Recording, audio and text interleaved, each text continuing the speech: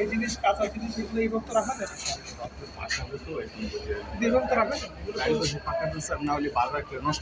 নষ্ট হবে, কিন্তু আলাদা রাখতে হবে দুটো এই যে মাছ মাছ মাংস বা যে কাঁচা জিনিস আর এই মশলাটা একসাথে এভাবে রাখা যায়। আর আপনি আমার সাথে পাশে দিয়ে এটা রাখছেন।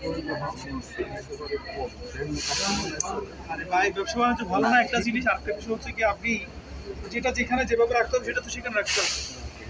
আপনাদের কি কখনো এর আগে কেউ বলে নাই?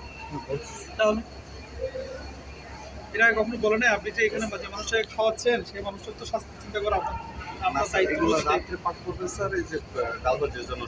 আমাদের পরে আর আইসা আমাদের এখানে কোনো ওই যে আগের দিনের মাল পরের দিন চালানো এরকম কোন কিছু নাই।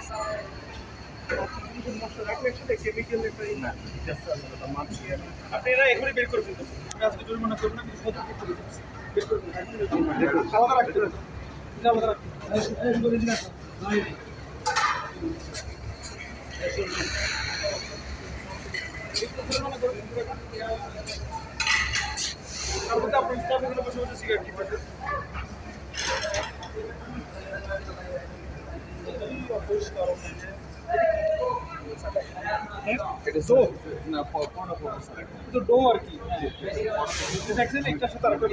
মাছের সাথে আপনি